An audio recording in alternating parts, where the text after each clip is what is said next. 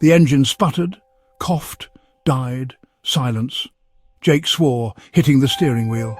Desert stretched around him, endless and unforgiving. The sun, a burning eye on the horizon, began its descent.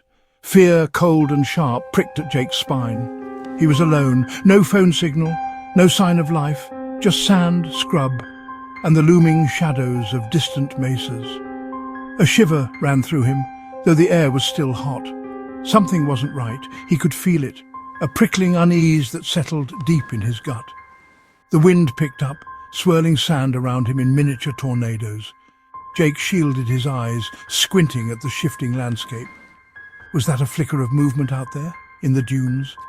A shape, tall and gaunt, silhouetted against the dying sun? He blinked. It was gone. Just a trick of the light, he told himself. The desert played tricks on the mind, especially at dusk, but the fear remained, a knot of dread tightening in his chest. Night was coming, and with it, something unknown. Night fell with a suffocating swiftness. Stars like a million icy eyes pierced the black velvet sky. Jake huddled in the meager shelter of his car, the wind screaming like a banshee outside. He tried to ignore the whispers. They seemed to come from everywhere and nowhere at once. Faint whispers carried on the wind, rustling through the dry brush. He couldn't make out the words, but the tone was unmistakable.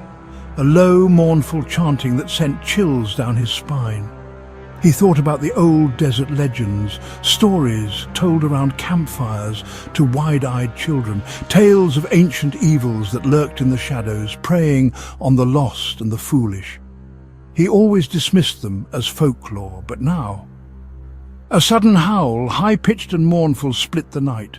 Jake jumped, his heart pounding in his chest. Coyotes, he thought, trying to rationalize the sound. But the hair on the back of his neck stood on end. This was something different, something ancient and hungry. He remembered a story his grandfather, a Navajo man, used to tell him, the legend of the Skinwalker, a malevolent witch, they said, able to take on the form of any creature it desired. It haunted the desert, feeding on fear and despair. The whispers intensified, swirling around the car like a vortex of despair.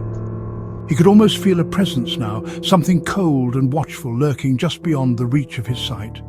The air grew heavy, thick with a palpable sense of dread. He tried to remember his grandfather's words. What was it he said about the Skinwalker? What were its weaknesses?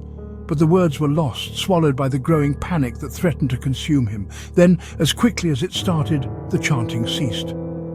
Silence descended, heavier and more oppressive than before. Jake held his breath, listening, every nerve on high alert, but the only sound was the pounding of his own blood in his ears.